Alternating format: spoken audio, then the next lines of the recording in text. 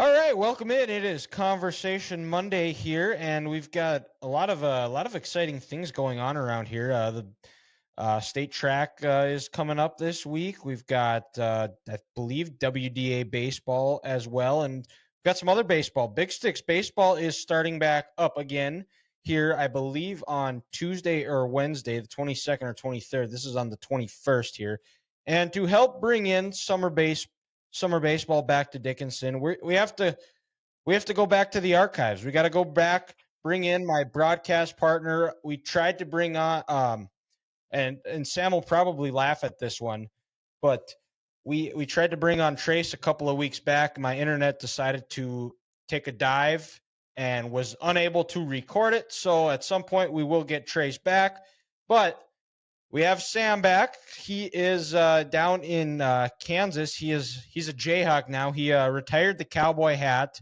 from being from Oklahoma State and the Big Sticks, and now is working at the University of Kansas down in Lawrence. But to help bring in the Big Sticks year, the Big Sticks are a big part of Dickinson, and they have been since their inception year.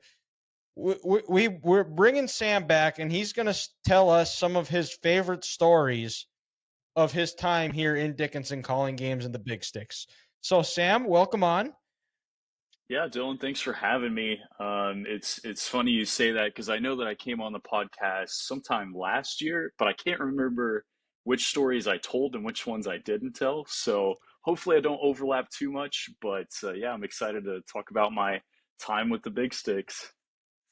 Yeah, I want to say the only story we told, because we're just kind of rambling for like an hour, and we try to keep things at about an hour, but between myself and usually the guests we have on, we just go on and talk, and before you know it, it's an hour and a half, 2 hours later, and here we are. But I want to say the only story that you told was when your first year here, and I mean you got a welcome, like a very nice warm welcome into Dickinson, because you moved in the middle of the COVID pandemic. They weren't sure if there was even going to be a season. I remember that when when the season was getting ready to start and players started coming in, about half the team tested positive for COVID. So you guys had to deal with quarantine and all of that. And then it was, I believe, I and I you're gonna have to tell it again, because I remember it was something about a hotel with the continental breakfast here. So let's just start right there then. Refresh us, Sam. That's loosely related to, I think, the story I told. But yes, I know which one you're talking about. So, first summer, actually, funny you mentioned how half the team got put into quarantine in the summer of 2020. I think that was the Big Sticks' third season. So we got there in late June. And our first game, I think, was June 26th, which, usually they start in late May. Started in late June that first summer. But I think we had three catchers on the roster. Two of the catchers weren't there yet because they were still getting things ready to come to Dickinson on short notice with COVID and everything. And our only catcher we had was quarantined. So actually, for that very first series, I remember Billy had to call up a kid that he had play for him at Mayville. Billy Tomlin is who I'm talking about, the coach. And this kid was like, he was a cashier at a Casey's General Store in Eastern North Dakota. Like, that's what he was doing. And Billy's like, hey, man, we need a catcher really bad. How fast can you be here? And the kid's like, I mean, I can tell my boss that I'm not coming in tomorrow and I can drive in and catch for the first series of the season. I can't remember his name for the life of me, but shout out to that kid. That was the catcher the very first series of that COVID season, which isn't the story that we're going to talk about, but that's what you reminded me of when you said half our team was in quarantine.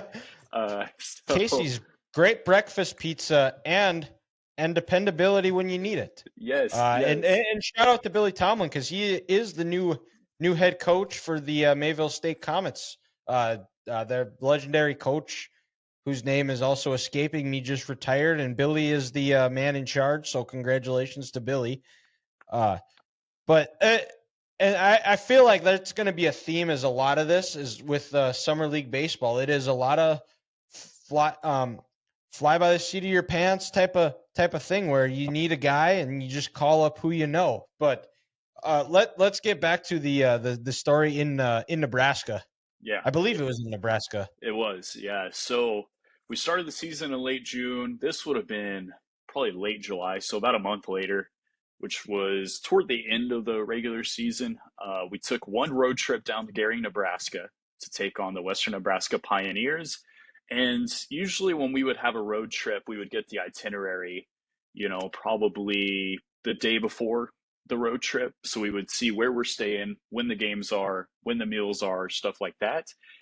We got the itinerary for Western Nebraska, and I saw the hotel on there, and it was listed as America's Best Value Inn in Scottsbluff, Nebraska. So I was like, man, I don't recall America's Best Value Inn having the greatest reputation. So just for fun, I looked this place up on the internet just to see where we would be staying in Nebraska and looked it up on TripAdvisor and Yelp as one would. And the very first review I saw was this 1 star review that said essentially to the effect of "stay anywhere else but here." And I think one of the lines in the review, it was like this big long paragraph, and it said, "If your goal is to get sick, then this is the place to stay. If you want to avoid diseases, then don't stay at this place." I think that was one of the lines, and that's where we were going to be staying. That's where the Pioneers selected for us to stay in Nebraska. So I remember showing that to a couple of the players to kind of give them an idea of what to expect. And they didn't believe me. They were like, there's no way it could be that bad. We stayed in some pretty rough places, with our college teams, stuff like that. So we make the trip down to Nebraska. And lo and behold, we pull up in front of this place, America's Best Value Inn. And that place, now granted, it was during the summer right after COVID hit, but it looked uncharacteristically abandoned for a hotel. There were like curtain rods hanging down in front of the windows. Some windows, I think, were punched out. It was like a Jeez. barren wasteland with just this concrete slab of a building there, and it was our motel for the whole road trip. So I remember the bus pulled up, and the players are looking at it outside the bus window. As you can imagine, all these expletives are just flying everywhere. Um, and I remember the bus driver, he was this really old dude. He pulls up in front of it and he turns around to all of us in the back, the players, the coaches. He's like, "Well, boys, this isn't exactly a Hampton Inn." It was hilarious. So we walk in.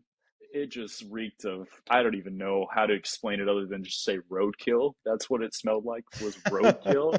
The lights were dim when we walked in. It was one of those where the front desk wasn't a desk, it was like a window, I recall. So for like added protection for the front desk staff.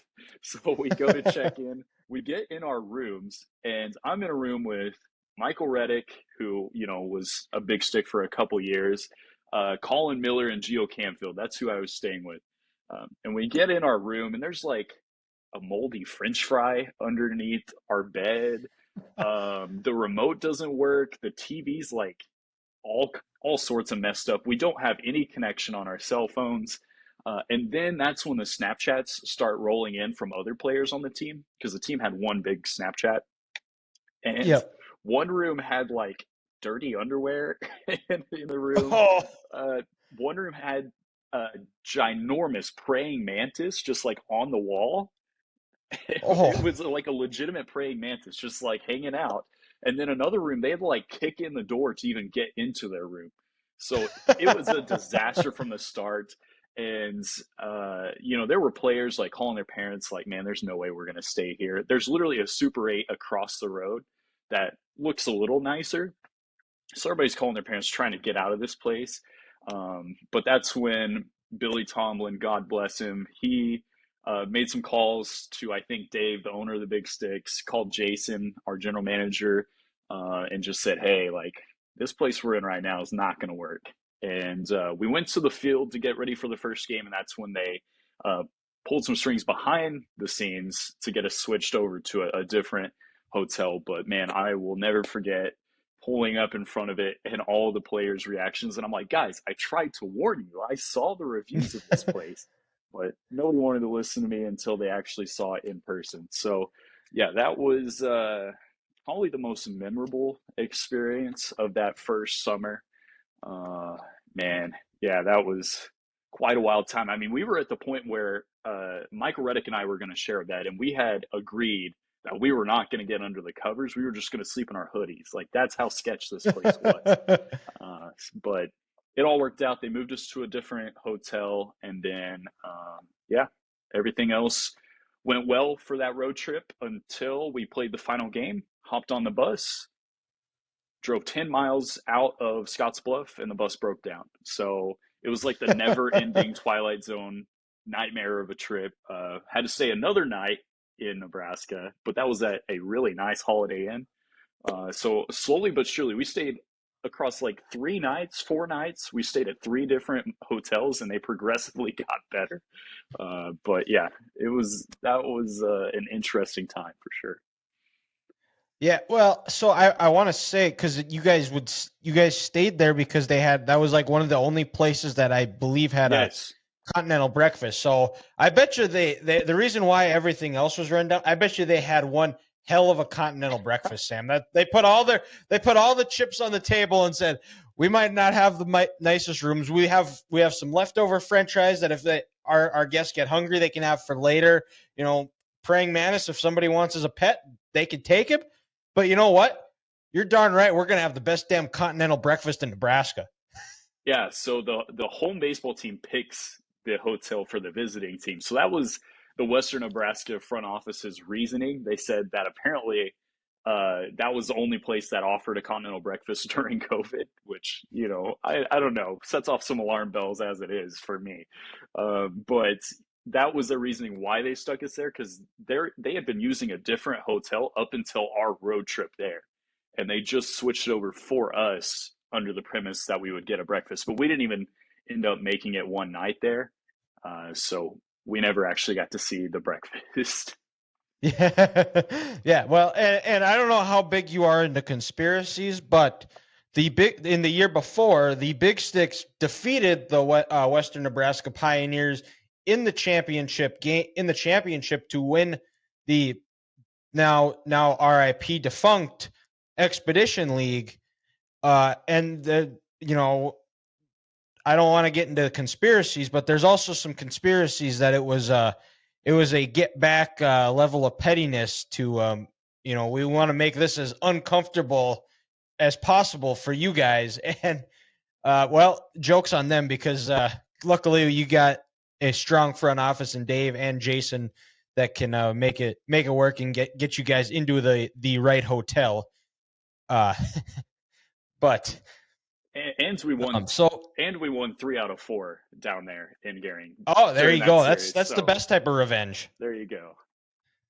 Their owner must be like a Celtics fan or something because that sounds like something that the Celtics would do or like have you ever heard of the stories of the old Boston Garden where the locker rooms, the visitors' locker rooms, the hot water never worked. There was like it smelled like mold everywhere. It was the heat was the heat didn't work because it was always in the winter and or the AC didn't work in the summer.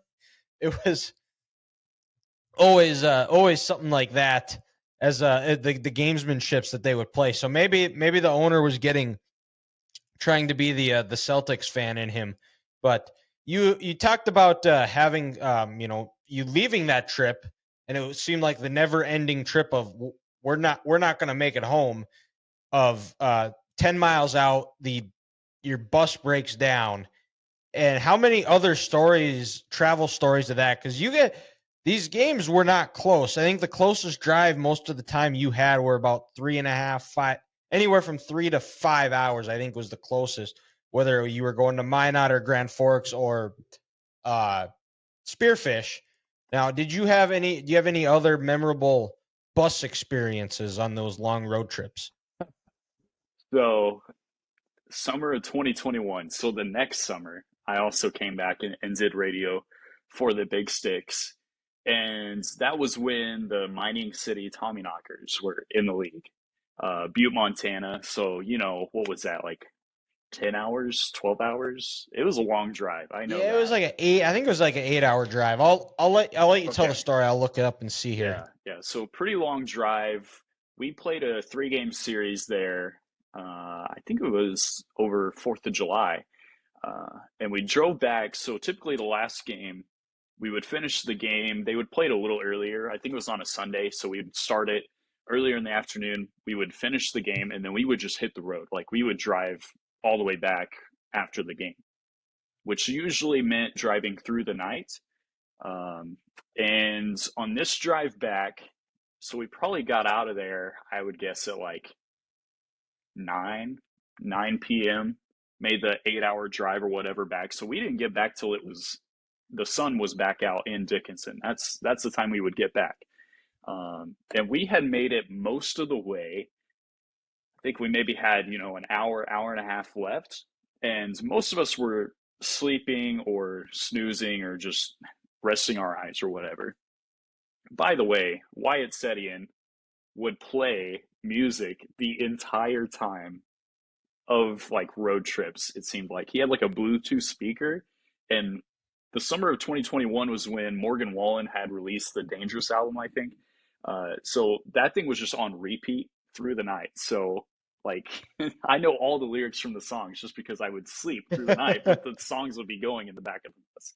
Anyways, so we had about an hour and a half left, and I woke up from a snooze just to see like how much time we had left, where were we, and we're obviously like the only vehicle on the roads. Couldn't tell you where we are. Back roads of Montana, um, and there's just a deer standing right in the middle of the road, and we are approaching this deer. It's probably 100 yards away. So I'm sitting there. I'm like, there's no way. Like this deer will have to move, or we'll get out of its way. Maybe we'll switch lanes because there's nobody on the roads.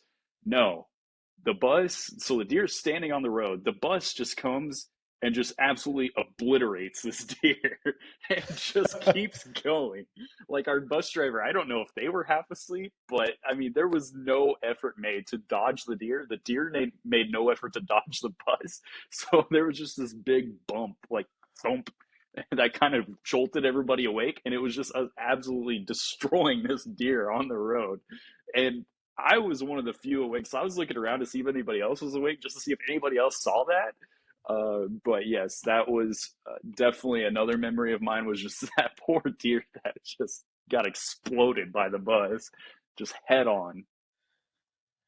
Yeah, that I think I remember you telling me that story, and um it were there any was there any like blood on the windshield or anything like that at all, or was it just such a clean kill that it was didn't even have enough time?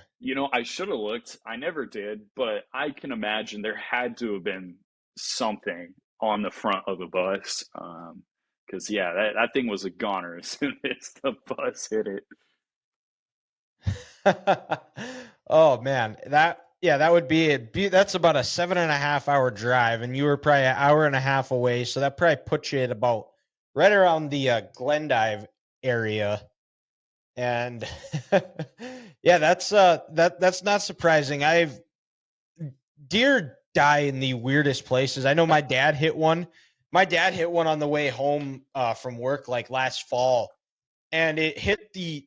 He drives like a little sprint van, and it hits the. It doesn't. He doesn't hit it head on. The deer runs into my dad's vehicle, and it dies on impact. And there's just deer turds all over the side of it, and I've also known buddies who the same thing where the deer has hit them in the passengers, like the rear passenger side door. So that's uh, just another story of a deer dying stupidly. Yes. Yeah.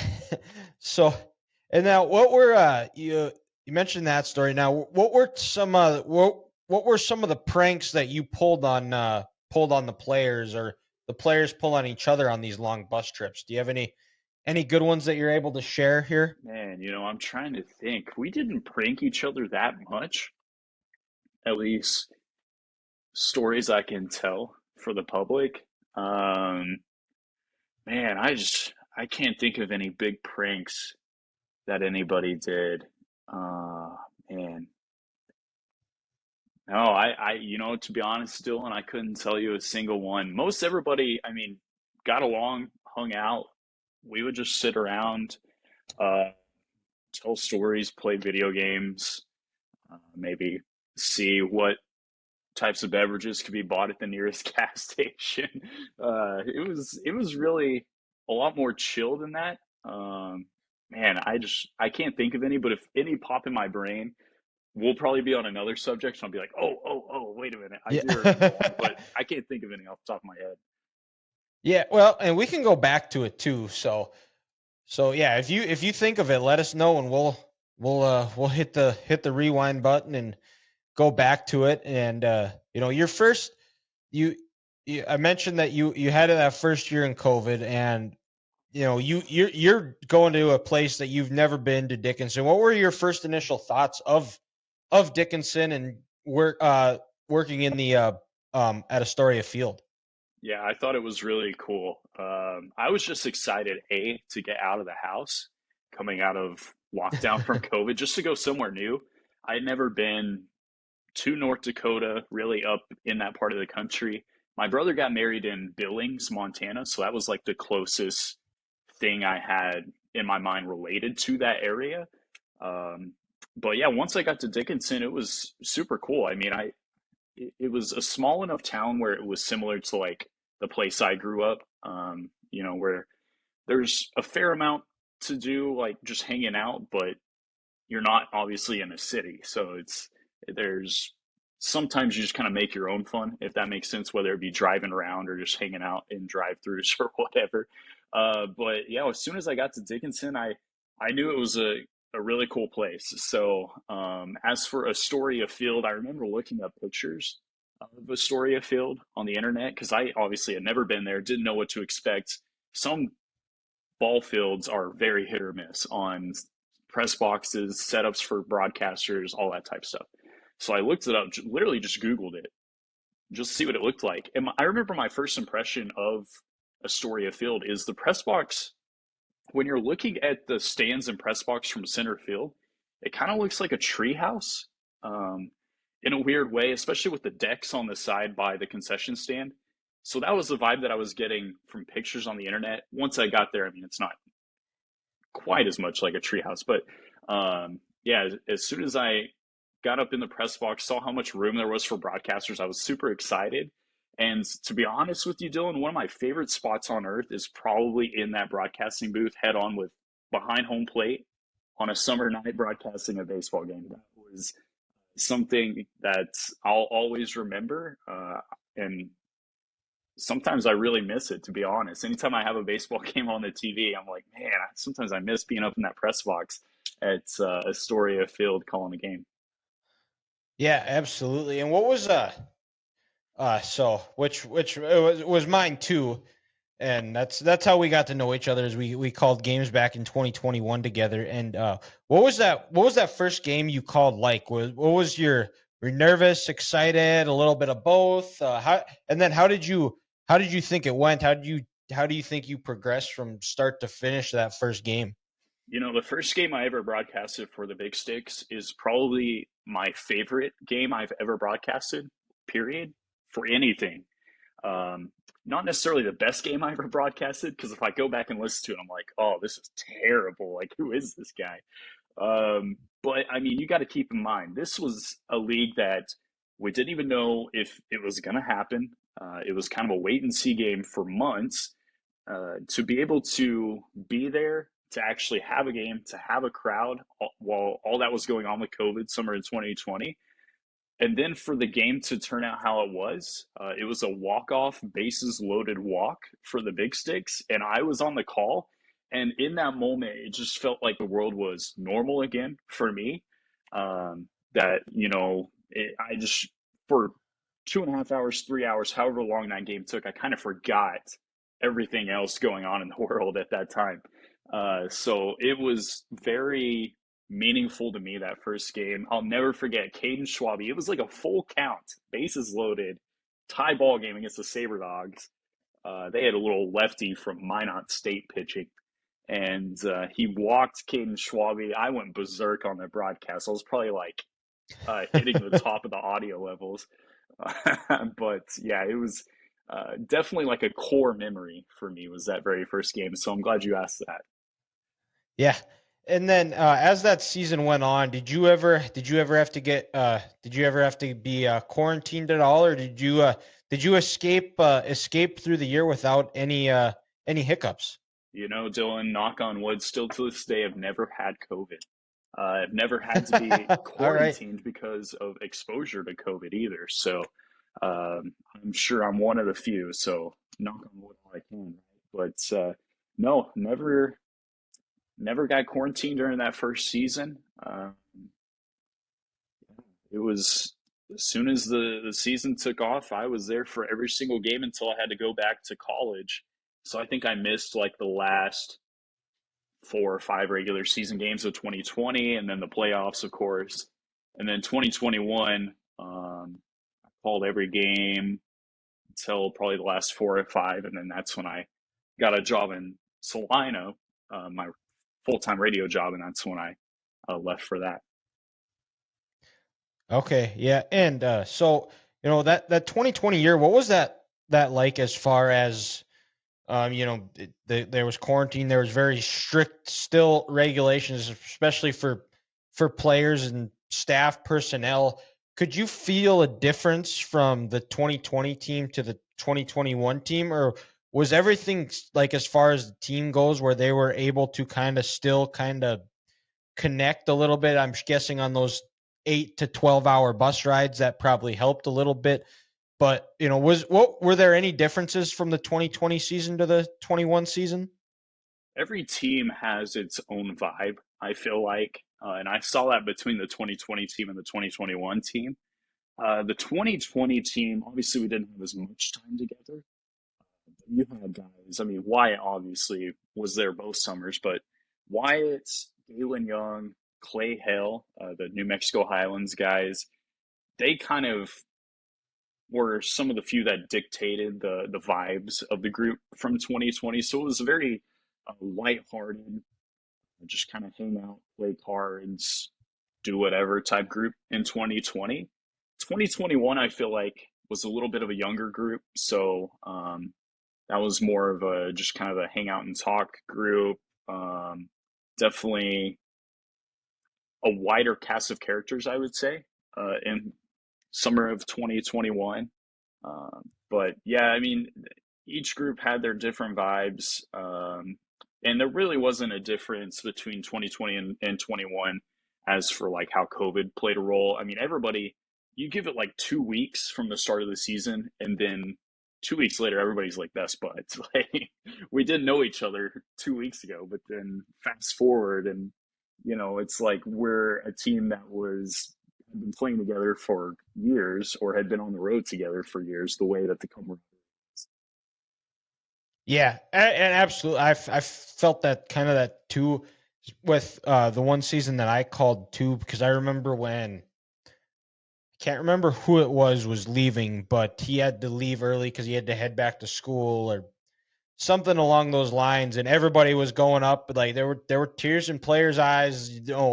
They were like, because you just don't know. That might be the last time that they're gonna ever see each other. The last time they're ever gonna play together, and all those memories of the bus trips, staying in hotels with praying mantises and underwear under the bed. Those are memories that you make for that last a lifetime, and it happens so fast. It's like you almost want to, and I'm sure they do in the moment too, but it's like I wish we could have been able to enjoy that a little bit more.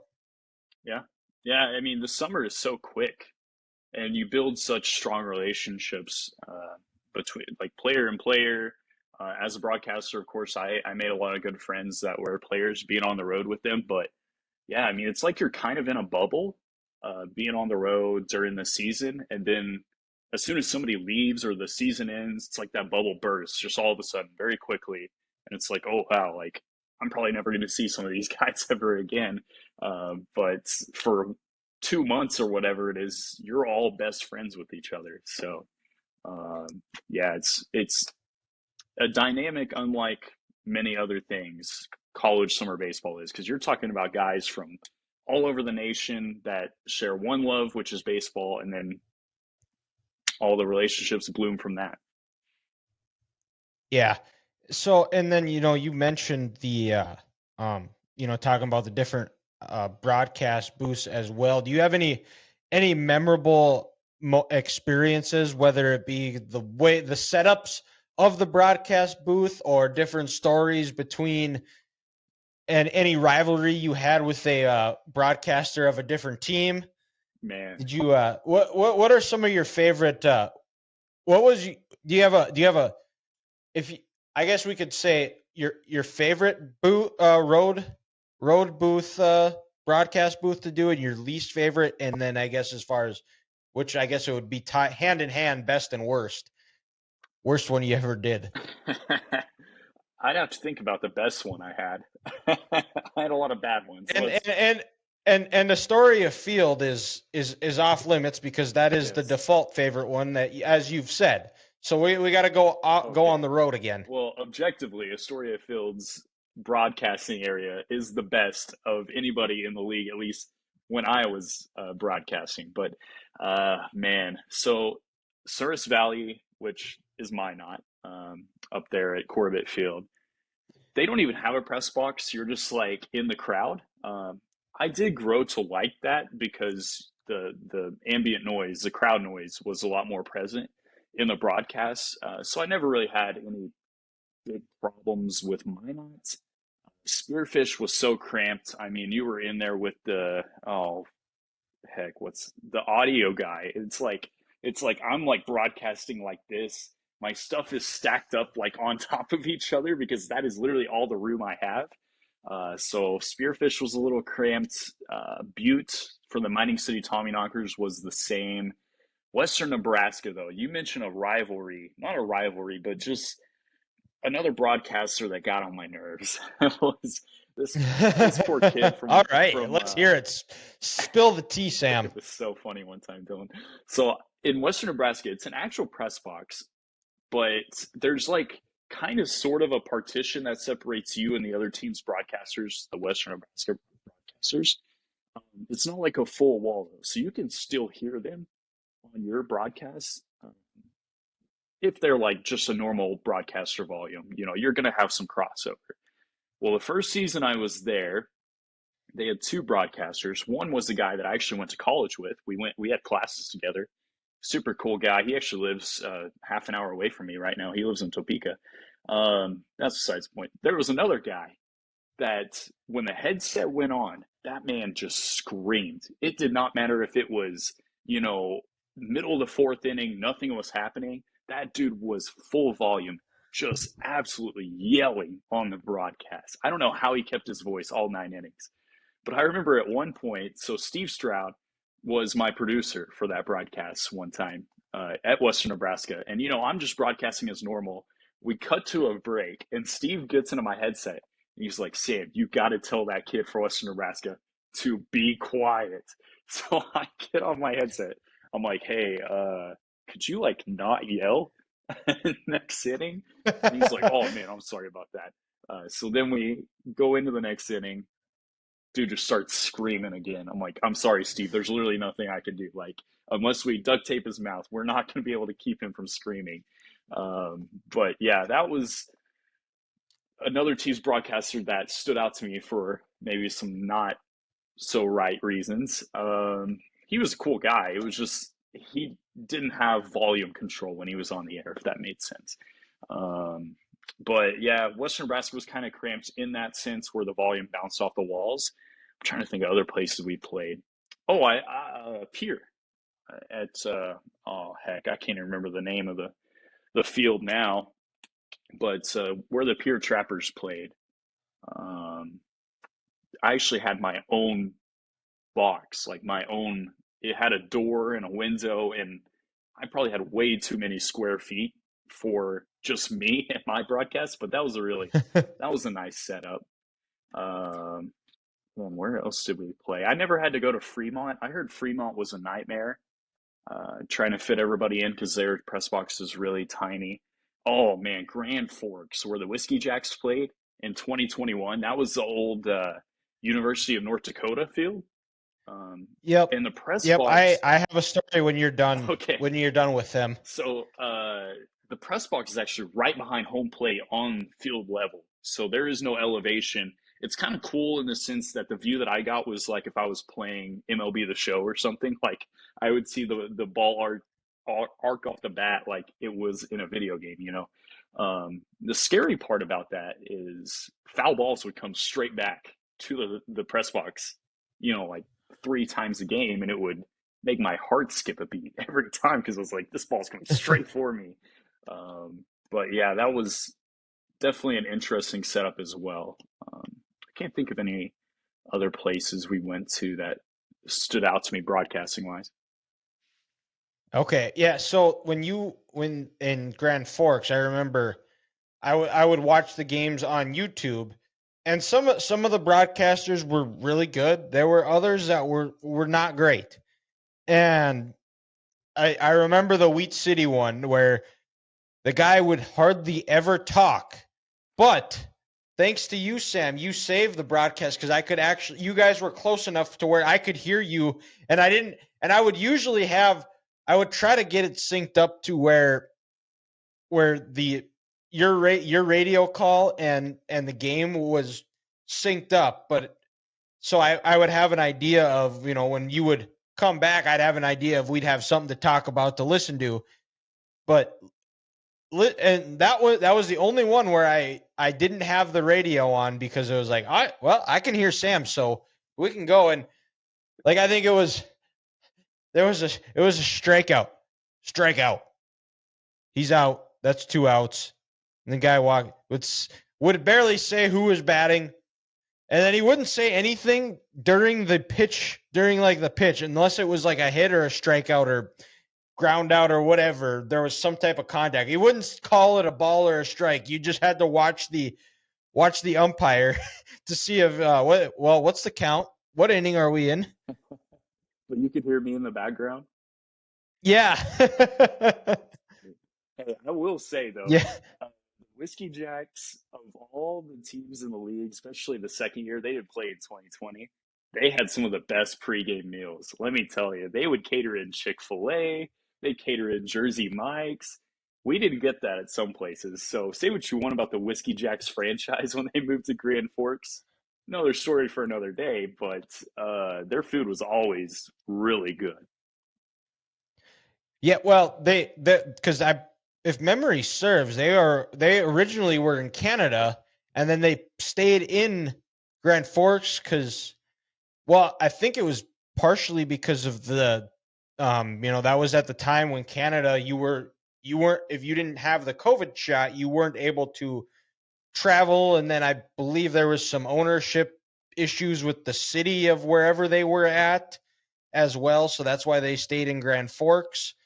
But which also I'm glad you mentioned the food because that I mean I consider myself a bit of a foodie. I love food. If you see me, uh, it also shows as well.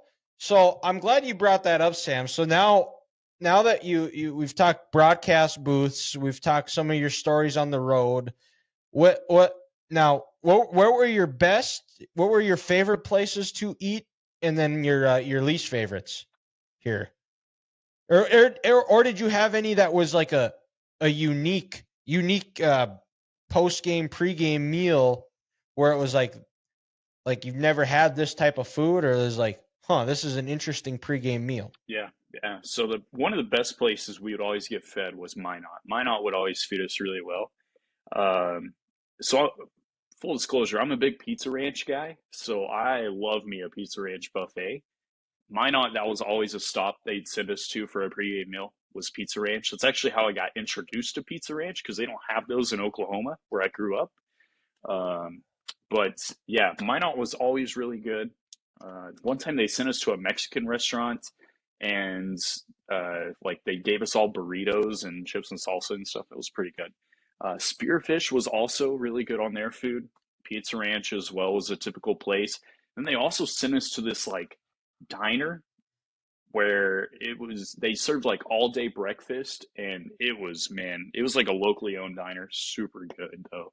I remember after one game one night we went there, and I had like a breakfast scramble bowl, one of the best things I've ever eaten. Ooh. Yeah, so spearfish was up there. Casper in western Nebraska, not so good. um, and then Butte, the Tommy Knockers, they struggled to feed us. Well documented. Yes, well documented. I, I don't know if I'm allowed to tell this story, but I'm probably going to tell it anyways. One Yeah, time, go ahead. because everybody knows the whole situation with the Tommy Knockers and Butte. So, um, we went there for one series, and I mean, they gave us food, but it wasn't like a meal per se. What they gave us, and then we had to go back for a second series like 3 weeks later. Well, the second series, we before the first game, we stop at a gas station, and Billy Tomlin stands up at the front of the bus, and he says, "Hey guys, better get what you're wanting to eat today or for this series right now at this gas station, because you know that when we get to the field, they're gonna feed us like dog So he said, "Better get what you want right now, because we ain't getting anything good at the field." So we go into this gas station. The players are just like picking up food by like the armful, stuff to hold them over for the 3 days. But yeah, I'll never forget Billy saying that before we went into this gas station. He was right though. I mean, there was one time, I kid you not, Dylan. Our meal in Montana was these like baby grilled chicken breasts or legs or thighs or whatever. They'd give us like one or two, and then like a chocolate chip cookie. Like that was it. Lukewarm bottles of water, which for me it's fine, but for a college athlete, I mean that's tough to only have to eat. But yeah, that of course they had a lot of other problems going on Yeah. organizationally. But yeah, Buttes, Western Nebraska, and Casper were usually the ones that we knew going in we weren't going to get fed very well. Um, and then most everywhere else was pretty good. I mean, solid, what you could ask for. What'd you get fed in Casper and Western Nebraska? Man, so Western Nebraska was usually they would give us something from the concession stand, whether it be hot dogs or uh, hamburgers. One time we got goulash. I don't know if they were having goulash night at the field, but I think that was in Casper, maybe. No, it was in Western Nebraska that we get out there. So they would always set our food on like this, lunch table type thing out near the playground behind one of the dugouts. And we walk up to it one day, and it's just this weird combination of noodles and veggies and ground beef. Some of the players were like, "What the bleep is this?" Uh, Which, if it's done right, it is pretty good. yes. I'll defend I'll defend it, but not in Western Nebraska. That's dead to me. Well, this definitely was not grandma's goulash, Dylan. This was some like reheated concession stand cafeteria goulash. But yeah, that we would usually just get stuff from the concession stand mostly, Western Nebraska and Casper. Okay, which stadium had the best concession stand, or did you not get to partake much in that? But if you had to pick one, where was your favorite? Where was your favorite concession stand in the Expedition League? Yeah, probably Minot. Minot was always really good. Their tacos in a bag were solid. Now, keep in mind, Dylan, I'm partial to the Big Sticks concession stand because Dave and the people he has running the concession stand, it's kind of night and day compared to at least what the rest of the league was when I was there. Just of like selection, offerings, quality of food. The Big Sticks do it way better than a lot of places. But I would say the next best was always usually Minot. All right, yeah. I will say they do have a good concession stand as well. And being up in the Midwest here, we always lucky that we always have very warm, predictable weather. It's sunny, palm trees everywhere. Oh wait, I'm not talking. I'm my mind's already on Arizona. I'm thinking of that, Sam. We live in North Dakota. very unpredictable weather, especially early on in the year where you could get you could get I've seen snow this late in the year. I've seen it 90 degrees. It varies. There's true 90-degree differences you can see week to week here. Do you have any do you have any experiences with extreme heat or cold while in your days? And it was also probably very dependent on the broadcast booth you were in. Yeah, well, yeah, I definitely had my equipment rained on a couple times. Not ideal, but there wasn't any real. Now you got to keep in mind, Dylan, I'm from Oklahoma. Um, the heat in North Dakota just never really touched anything down in Oklahoma. So I don't really have any extreme heat examples per se, but the first home series of 2021, I remember it was rainy, cold. I was wearing like 3 layers to broadcast the game. And I just remember thinking, it's like May 23rd. Why is it so cold? Um, but yeah, I think we actually had a game cut off early because of the rain from that first weekend. But yeah, I just remember I had like my hoodie on my head, and then I had my broadcasting headphones over my hoodie just to keep my ears warm. That's how cold it was in May of all things. But I remember one time we did touch like 95 degrees in Dickinson. And this was summer of 2021, or it might have been 95. It might have been hotter. It was the hottest day of that summer. I remember that. And we had a player named Eric Martinez from, heck, what's the name of the Texas town that's way near the Mexico border? El Paso. El Paso, but it's Brown something. There's another town down there. Anyways, he played or was from there. He played at a JUCO kind of near that area. Um, so he knew summer. Like he knew summer weather really well, obviously with how hot it is down there. And I walked up to him at BP one time. I was like, Eric, this is kind of like your weather back home down there in South Texas. He's like, dude, you don't even know heat. This ain't nothing. This is like a winter day for me. And it was like 96, 97, completely unaffected. He was like, this is nothing. But yeah, those are the two weather related stories I have. Yeah. Well, and I'm sure that all those booths were nice and air conditioned and temperature controlled as well.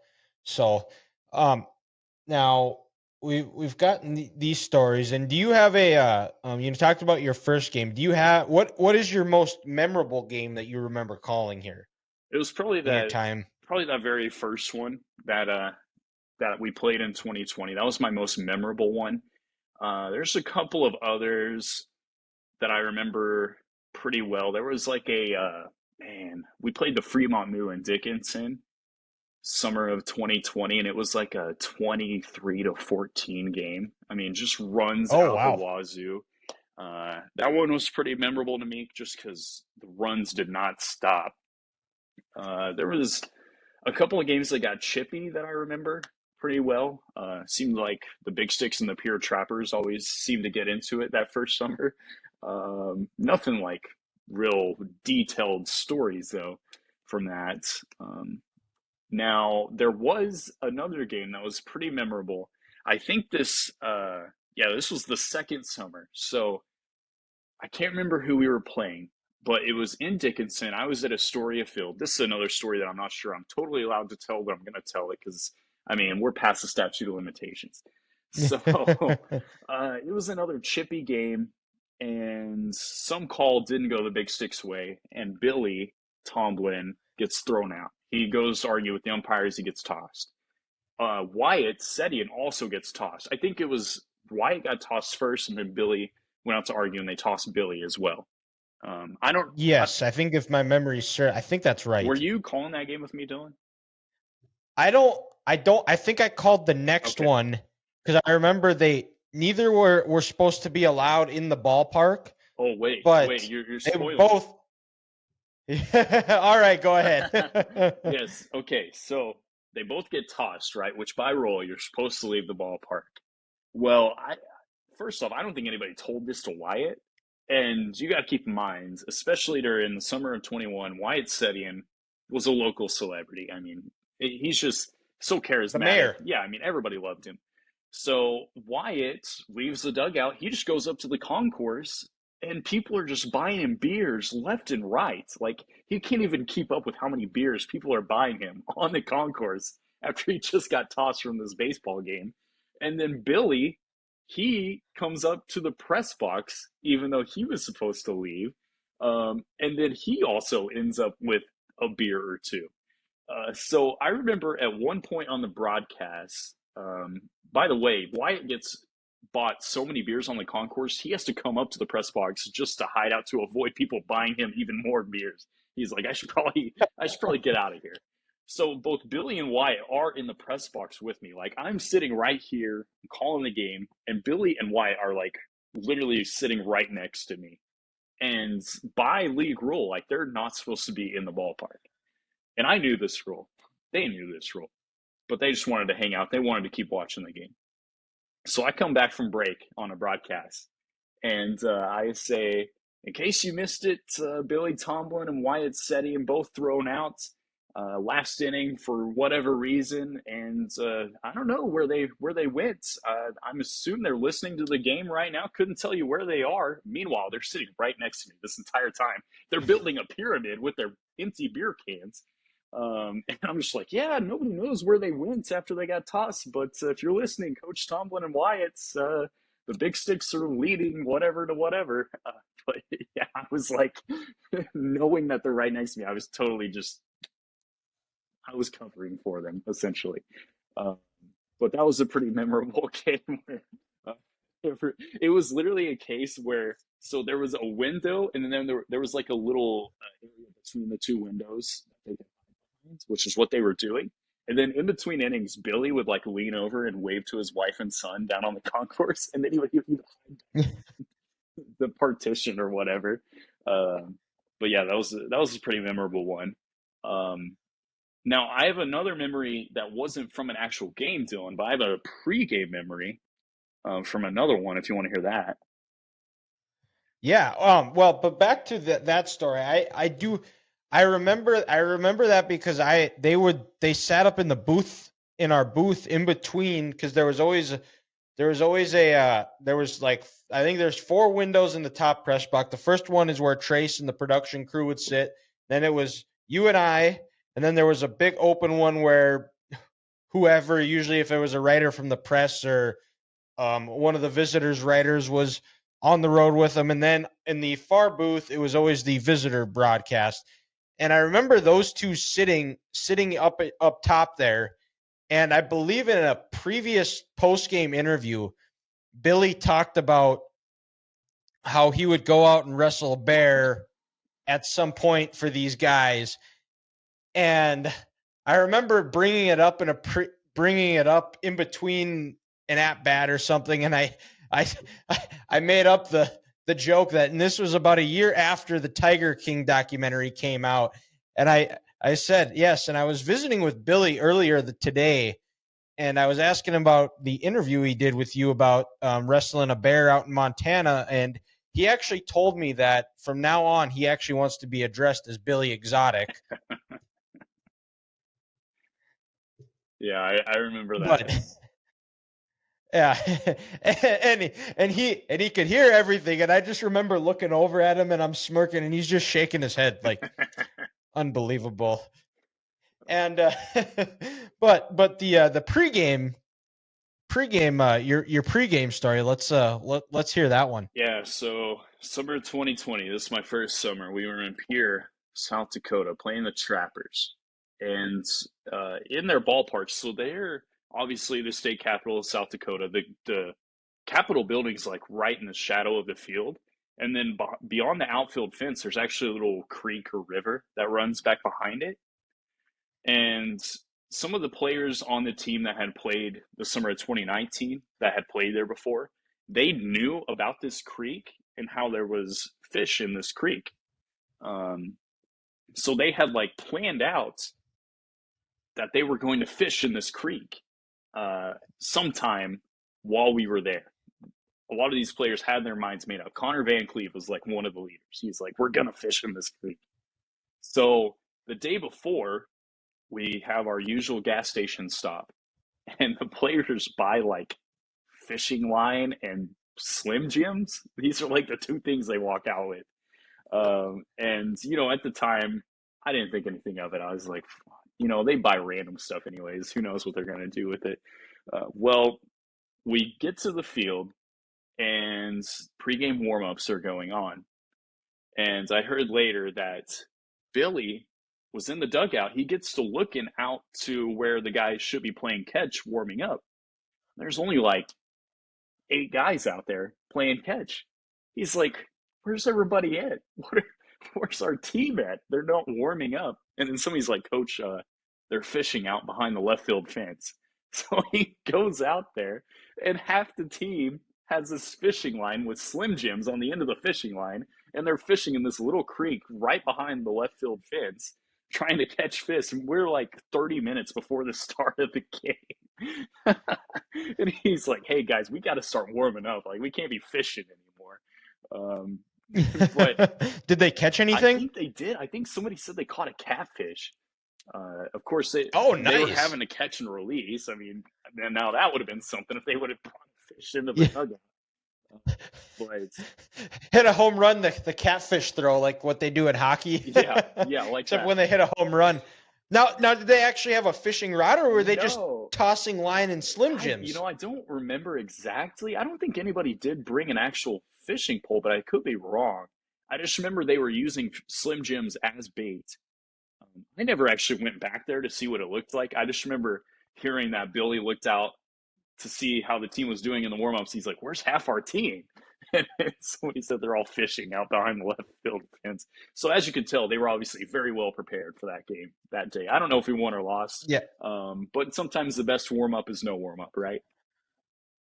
Yeah. Sometimes you just need a good need to go fishing to clear your mind and have a clear headspace for the game. I think that was the guys' plan. I think they were playing chess. Everybody else was playing checkers. That's true. And also that season, Pierre was like notorious for showing and going, which what that means is Pierre that season, they probably only warmed up maybe 50% of their games, especially when they were on the road. Like, they would just show up to Dickinson and they would just show up and go. Like, they didn't hit any BP. They barely like warmed their arms up. They would just show up and ready to play the game. And they were like, they had a reputation around the league for being the show and go team. That sounds like my softball team I'm on. We just show up and go, and hopefully we don't pull or tear or break anything, and hope for the best. But so we got one more question here, and we'll get you out of here, Sam. So, this is two summers worth of stories here we've told in about an hour or so, and we talked the road trip now. So this is my last question is you before you guys would go on a road trip, you'd stop at a gas station, get stuff ready to go. What was your Mount Rushmore of gas station stops, of gas station go-tos for food and drinks? Yeah. So number one, by far, chocolate milk. Always chocolate milk.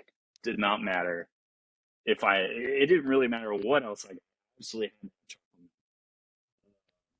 Let's see. Beef jerky was a pretty solid go-to. Usually. What brand? Jack Link's. Just Okay. because they had that in every gas station, it seemed like. Yeah, so beef jerky, chocolate milk. I would usually get some sort of chips. So Funyuns were always pretty popular. And then usually like just potato chips or something. And then let's see, what else would I get? Oh, mini M&Ms, little tubes, little mini M&M tubes. Oh yeah, those were the good ones. Okay, gotcha. Yeah. All righty. Well, that's an interesting one. Do you have did you ever have a meal at a gas station that you remember that was like, yep, I hope we go back here so I can get it? Nah, usually gas station food was just like, okay, I hope this holds me over to whatever's next. Um, no, I don't remember any like meals. I mean, the beef jerky and chocolate milk sometimes was my meal. Man, I remember one time we were in, oh goodness, I can't remember where exactly this was. It might have been Casper, but the nearest gas station was like 2.5 miles away. And I remember we walked to this gas station and you had to like walk through thick brush. We had to cross what seemed like an interstate or something. Maybe it wasn't an interstate. It was like a regular highway or whatever. But man, I remember that was a long walk to this nearest gas station. Um, and I mean, I still got my usual chocolate milk and beef jerky, but sometimes we would have to do some wild things to be able to get necessities for like staying overnight at a hotel, whether it be snacks or food, meals, or really just even like toiletries. Like, oh shoot, I forgot my toothpaste. Let me go grab it at this gas station 2.5 miles away. And we didn't have any transportation. We weren't going to get an Uber. Like, the bus was just to take us to the field and back. So if we wanted to go get anything, we had to walk. So, yeah, I'm trying to think of where that You, was. you never branched out and got yourself a pizza, a brat, hot dog. Do you have any of those memories that stick out, or what were some of the creative ways that what you guys would do to go and get food, necessities, toiletries, or whatever that you're able to share? We just walk. We'd walk almost anywhere. No one ever tried a brat, never tried a hot dog at a gas station. I think that's on my like blacklist. I don't think I'll ever try a brat or hot dog from a gas Ah, station. Um, yeah, mainly we would do it on foot, and usually we would go in like groups of four. And by the time we got there, we would see another group of four on our team, like walking back. So it's like these little groups, just like all going to the nearest gas station. It was cool though in Gering, Western Nebraska. There were actually some restaurants nearby. Same thing goes for Butte, where there was a McDonald's across the street in Butte from our motel or hotel. So at least that gave us some variety. Uh, and then in Nebraska, there was a Mexican restaurant next door. There was a burger restaurant like down the road. So sometimes we would actually like go to real restaurants and eat. So it wasn't always gas stations per se.